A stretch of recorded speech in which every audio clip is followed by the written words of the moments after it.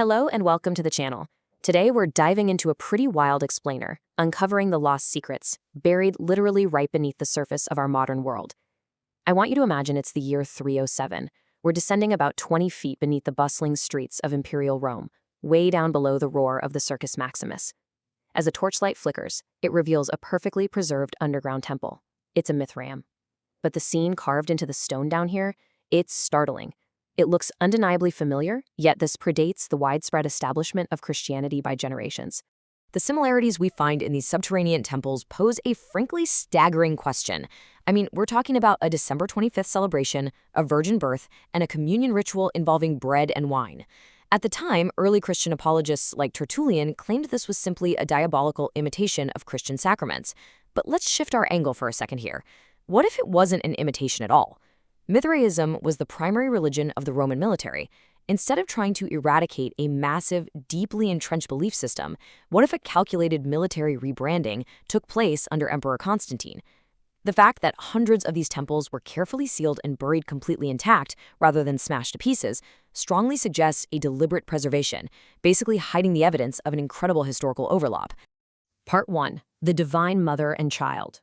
Let's move our investigation over to the sun-drenched banks of the Nile. When early Coptic Christians encountered ancient stone carvings of the Egyptian goddess Isis nursing her infant son Horus, they didn't destroy them.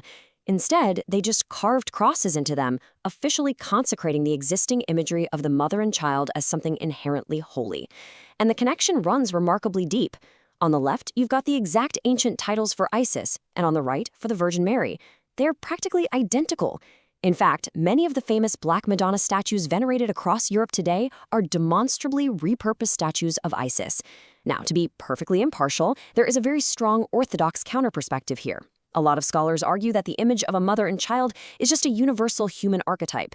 They suggest these are simply coincidental, natural artistic convergences that happen whenever any culture elevates a maternal figure.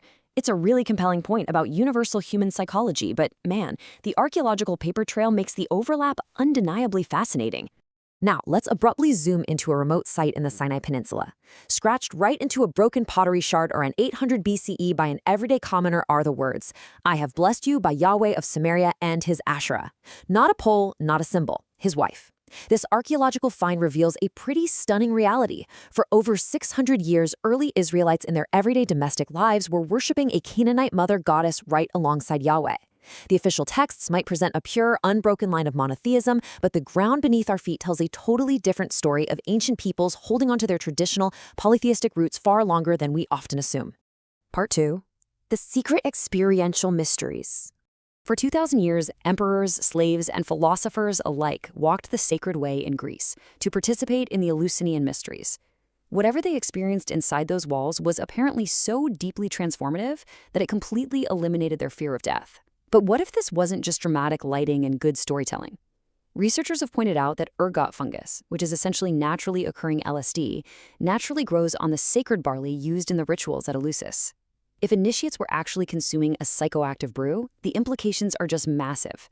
It suggests that when later church authorities officially shut down this temple, they weren't just outlawing a rival set of beliefs, they were deliberately severing the masses' direct neurochemical access to the divine. Basically, by closing the mysteries, spiritual experience was forced to go through an organized hierarchy, enforcing a strict system of priestly mediation. All right, our journey takes us next to the misty shores of Wales to examine the Celtic Druids. They were the absolute intellectual core of a massive civilization long before Rome ever arrived, managing legal disputes across Western Europe and holding incredibly sophisticated astronomical knowledge. Yet they had zero surviving written texts. Everything was preserved through intense 20-year oral training programs. The Druids are basically a living, breathing library of distributed knowledge. So why did Roman historians like Suetonius record that the Emperor Claudius sought to utterly abolish them? Let's shift the angle here from seeing the Druids merely as cultural casualties to understanding a brutal strategic necessity.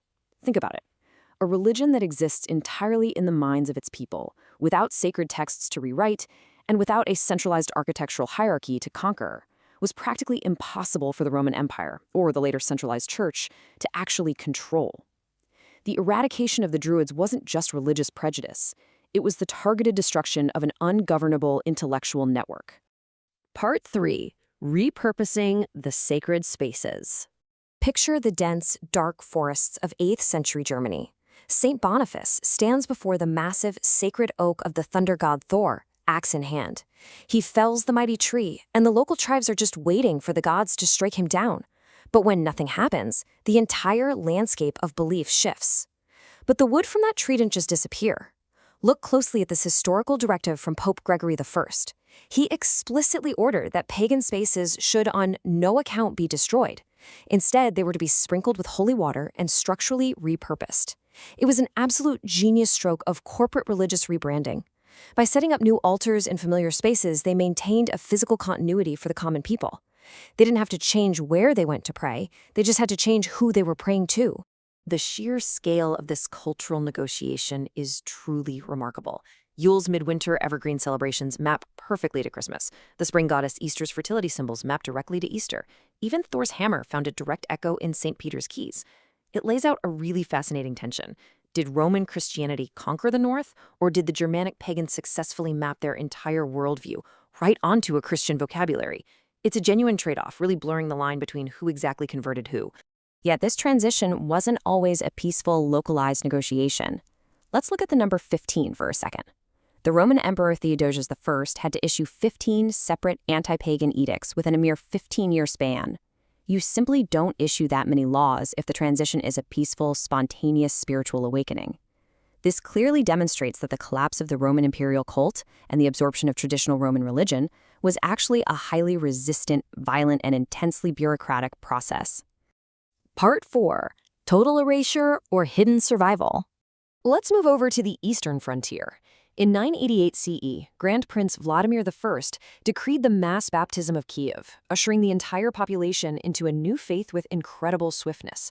Now, Roman paganism took a full century to transition. Celtic and Germanic beliefs took centuries of slow erosion and conversion. Yet Slavic paganism seemingly disappeared in under 50 years. How does a massive indigenous religious system practiced across thousands of miles just evaporate over a few decades without a trace? The suspiciously rapid erasure really forces us to look closer at what actually happened to those displaced beliefs. Well, a really compelling theory suggests that Slavic religion didn't actually vanish at all. The thunder god Perun simply became Saint Elijah. The earth mother Mokish mapped onto Mother Mary. The underworld god Velas became Saint Vlasi. So rather than disappearing, the old faith went entirely underground. It basically disguised itself, blending perfectly to create a uniquely mystical, nature-oriented strain of Russian Orthodox Christianity that carries the exact DNA of the old gods to this very day. Part 5. The evolution of belief. We've covered some incredible ground today, from the deep Roman Mithraism to the forests of Germany, from the sands of Egypt to the rivers of Kiev. These diverse ancient traditions were supposedly replaced entirely by a new dominant faith, but historians call what actually happened syncretism. They view this blending as a sign of cultural sensitivity and practical missionary pedagogy, meeting people where they are. But let's challenge that for a moment. Was it just natural blending? Or was the sheer genius of the incoming religion its unparalleled ability to meticulously repackage the old? Was it divine originality, or a brilliant strategic translation of ancient human themes into a unified administrative structure? The tensions between these views are what make this history so captivating, and honestly, we trust you to draw your own conclusions based on the evidence. I want to leave you with this provocative thought. Looking at the archaeology and the historical records, it seems the gods didn't actually die. They merely changed their clothes. So, which ancient tradition from our explainer today do you think has the absolute strongest evidence of being absorbed rather than replaced? The floor is yours. Let's debate this down in the comments. Thank you for watching. Please consider liking and subscribing. See you next time.